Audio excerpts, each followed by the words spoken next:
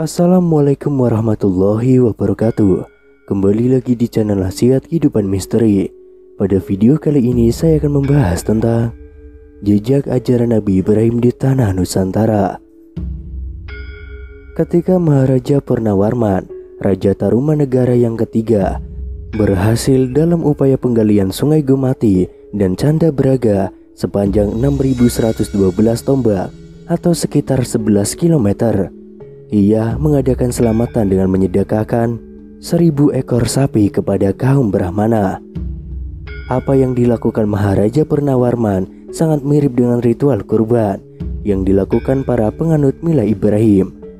Peristiwa ini memunculkan pendapat Kerajaan Tarumanegara sejatinya adalah penganut Braham atau ajaran monoteisme peninggalan Nabi Ibrahim, dan bukan penganut agama Hindu yang jelas-jelas sangat menentang pengorbanan dengan hewan sapi.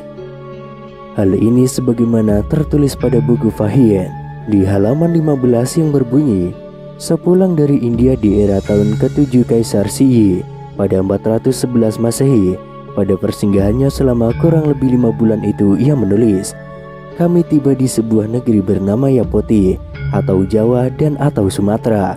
Di negeri itu agama Braham sangat berkembang, sedangkan Buddha tidak seberapa pengaruhnya."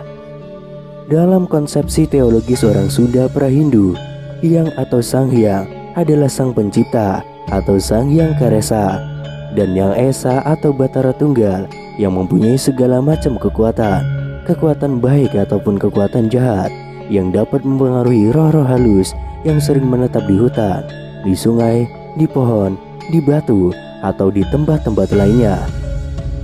Hyang menguasai seluruh roh-roh tersebut dan mengendalikan seluruh kekuatan alam. Pada masa masuknya pengaruh Hindu, konsep keesaan Hyang terpelihara karena semua dewa tunduk dan takluk pada Hyang ini. Kekuatannya dianggap melebihi dewa-dewa yang datang kemudian. Dengan kata lain, orang-orang Sunda pra-Hindu Buddha sudah menganut paham monoteistis, di mana Hyang dihayati sebagai Maha Pencipta dan penguasa tunggal di alam.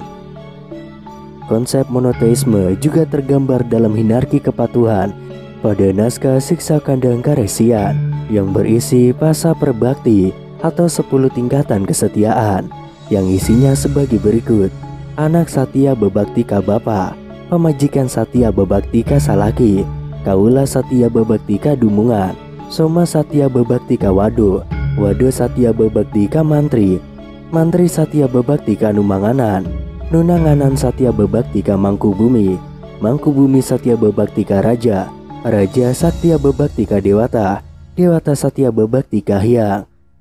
Konsepsi ini sesuai dengan apa yang diajarkan oleh Islam, yaitu Allah sebagai Zat Maha Pencipta. Dan ketika muncul proses Islamisasi di Nusantara, istilah sembahyang pun lahir dari tradisi ritus menyembah Hyang atau Yang Tunggal, sama dengan sholat menyembah Allah yang Maha Esa di dalam Islam. Keberadaan ajaran monoteisme dalam masyarakat Sunda kuat dugaannya tidak lepas dari keterkaitan heroistiknya dengan salah seorang pelopor monoteisme, Nabi Ibrahim. Hubungan historis tersebut dapat terlihat dari salah seorang leluhur masyarakat Sunda yang bernama Dewa Warman I, pendiri kerajaan Salaka Negara, yang tidak lain seorang perantauan dari Palawa Brata, India. Untuk sama dipahami, awal mula bangsa Palawa berasal dari tanah Persia, dan susur galurnya akan sampai pada zuriat Nabi Ibrahim alaihissalam. Demikian juga leluhur masyarakat Sunda bernama Aji Saka, yang diperkirakan berasal dari negeri Sakas, di mana silsilah bangsa Sakas juga akan bertemu pada keluarga Nabi Ibrahim alaihissalam. Dalam legenda dikisahkan, Bani Jawi bermula menetap di negeri Assyria yang dipimpin oleh Raja Mus. Raja Mus kemudian hijrah dan tiba di Swarnadwipa atau Sumatera. Ia bertemu dengan aliran sungai yang kemudian diberi nama Sungai Musi. Diceritakan, anak keturunan Nabi Ibrahim diperintahkan mengembara ke tempat-tempat yang jauh untuk menyebarkan agama tauhid ke seluruh dunia. Raja Mus yang terhitung berasal dari suriat keluarga ini tentu ikut mengemban amanah dari leluhurnya tersebut. Keberadaan Raja Mus sendiri sepertinya terkait dengan seorang Raja Asyur atau Assyria yang bernama Sargon II. Sejarah mencatat, Sargon II berhasil menguasai wilayah Jisan yang dipimpin oleh Matia atau Raja Mus.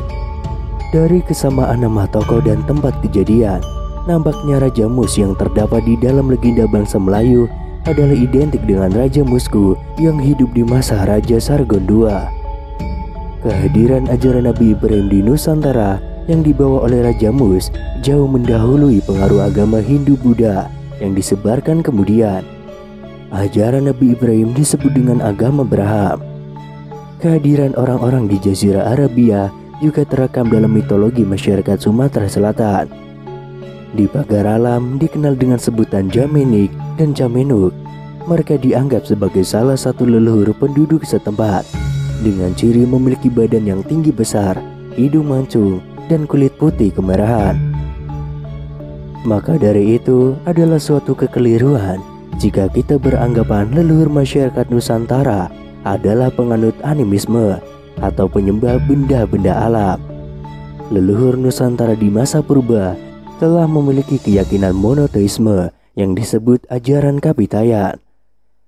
Ajaran Kapitayan meyakini bahwa segala sesuatu di alam semesta ini diciptakan oleh Sang Maha Kuasa yang diistilahkan sebagai Sang Hyang Taya. Sosok Sang Hyang Taya memiliki makna zat yang tidak bisa didefinisikan dan tidak dapat didekati dengan panca indera. Kepercayaan ajaran Kapitayan kepada Sang Maha Pencipta tentu tidak lepas dari ajaran tauhid yang dibawa oleh leluhur umat manusia Nabi Adam. Setelah peristiwa bencana di masa Nabi Nuh, ajaran monoteisme ini kemudian disebarluaskan oleh para pengikut serta keluarga Nabi Nuh di seluruh penjuru dunia.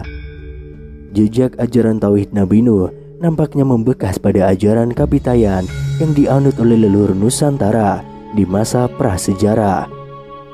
Namun di setiap daerah di Nusantara, Kapitayan memiliki nama yang berbeda-beda.